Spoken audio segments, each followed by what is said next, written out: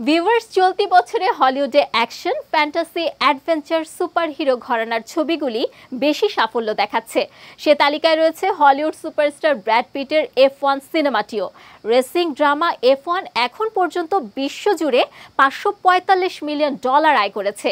এটি এই অভিনেতার ক্যারিয়ারের সর্বোচ্চ আয় করা সিনেমা হিসেবে চিহ্নিত হয়েছে। হলিউডের বেশ কিছু সিনেমা দারুণ ব্যবসা করছে বক্স অফিসে।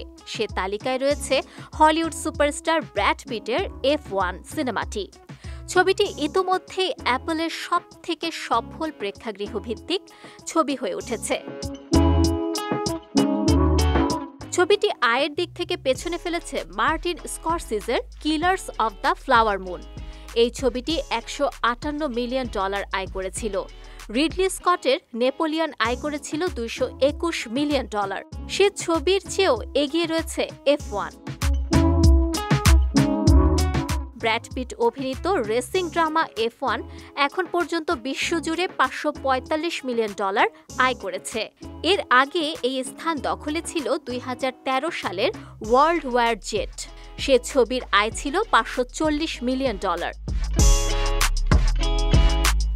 এদিকে চলতি বছরের বক্স অফিসে নতুনদের সঙ্গে পুরনো সিরিজের জৌলস সব মিলিয়ে জমে উঠেছে হলিউডের ছবিগুলোর প্রতিযোগিতা। তার ভিড়ে দারুণ সাফল্য পেলেন ব্র্যাড পিট।